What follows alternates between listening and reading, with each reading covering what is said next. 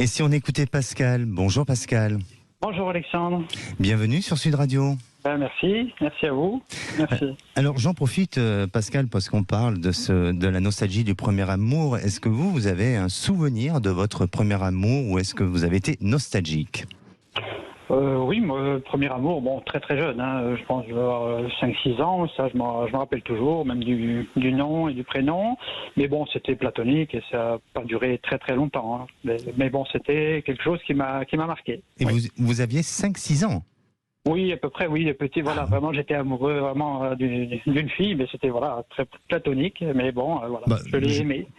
Mais c'est normal, à cet âge-là, je pense que on est dans cette, je dirais, dans cette sensation-là, dans ce sentiment, mais effectivement, on en garde souvent des souvenirs.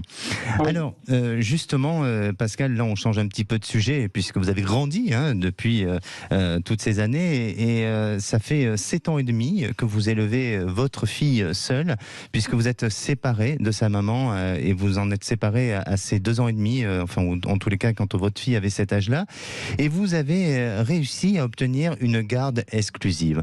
Alors j'imagine que vous êtes passé par une période difficile, mais pourriez-vous nous expliquer pour quelles raisons vous avez pu déjà obtenir cette garde exclusive et aujourd'hui quelle est la fragilité, la difficulté dans laquelle vous êtes? Racontez-nous Pascal. Alors bon, c'est un peu particulier, hein. C'est par rapport une paranoïa de sa mère qui est rentrée dans une paranoïa et qui a voulu donc attenter à la vie de notre fille. Ah. Voilà. Et donc voilà. Donc oui, un sujet très délicat et très difficile. Voilà, oui, et très compliqué, mais voilà. Et donc, c'est pour ça que forcément, on n'a plus la garde du tout et plus du tout de l'avoir, puisque bon, elle est considérée comme un assassin, quoi. D'accord. Voilà. Est-ce qu'au niveau de la justice, ça a été très rapide, cette décision? Ça a été, oui, bon, il y a eu un premier appel, deuxième appel, et après, donc, c'est confirmé. Et puis, donc, voilà, ça a duré quand même plusieurs années, et maintenant, ce volet est réglé.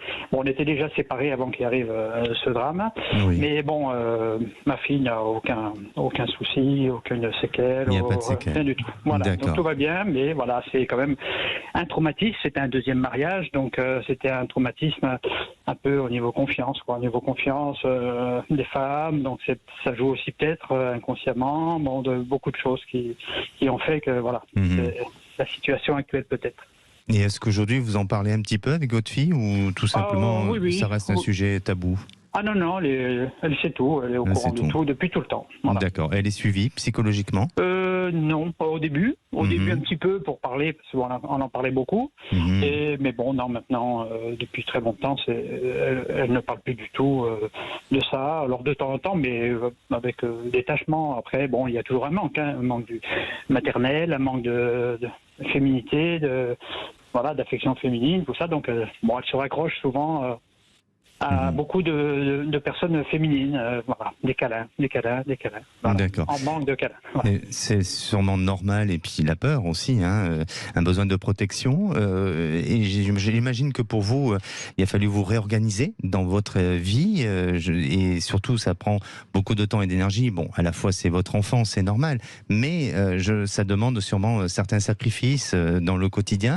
Alors, est-ce que vous avez réussi justement à trouver cette organisation-là? Est-ce que pour vous, aujourd'hui, vous êtes un peu pas assez accompli dans votre fonction de papa, ou est-ce que, justement, c'est difficile?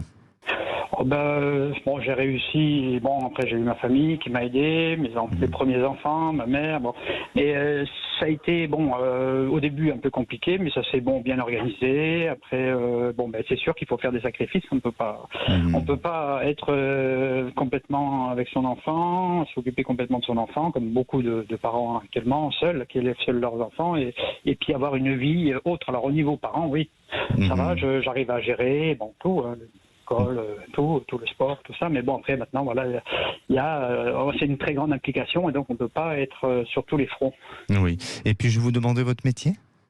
Moi je suis commerçant, donc sur les marchés. Commerçant. Alors en plus, effectivement, ça demande une grande disponibilité et bravo, hein, parce que vous êtes là, vous la protégez et c'est tout à votre honneur. Alors aujourd'hui, quel est votre questionnement, Pascal?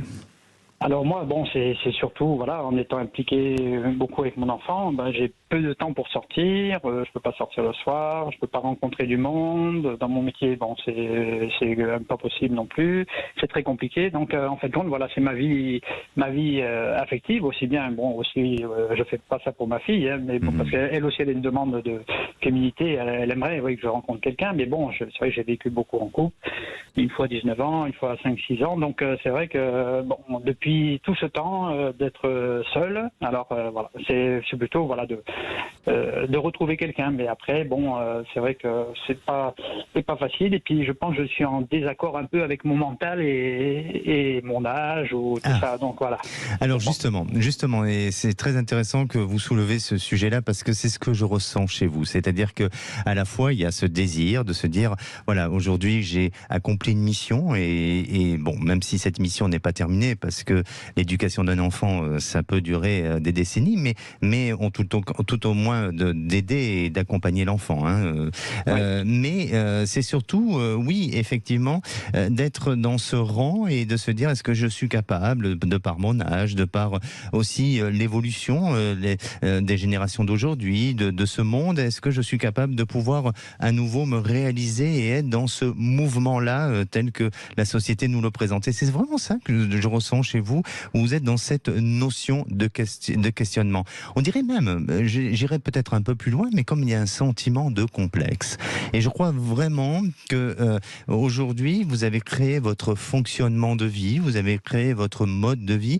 Et je crois surtout, il faut arrêter peut-être de vous poser toutes ces questions, mais tout simplement de vous accorder des moments à vous pour pouvoir faire de jolies rencontres. Et ces rencontres, il ne faut pas seulement espérer à ce qu'elles aboutissent à chaque fois à une relation sentimentale, mais tout simplement à essayer de partager avec les autres, à essayer de rencontrer pour vivre votre plaisir et puis surtout, à un moment donné, de libérer ce qui vous bloque en vous et vous permettre de faire une jolie rencontre. Parce que c'est par ce biais d'échange, par le biais de liens avec les uns, avec les autres, de participation peut-être à des activités extérieures où je sens que là vous aurez cette nouvelle rencontre sentimentale et non pas de vous mettre une pression à devoir rencontrer quelqu'un et à vous poser autant de questions.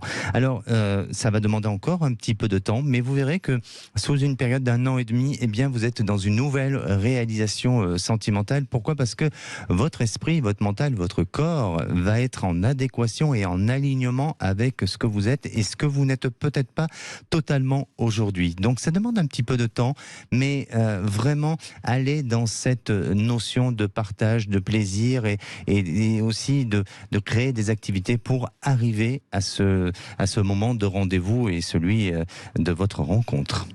Bon, très bien, c'est vrai que ça me parle. Bon, très bien.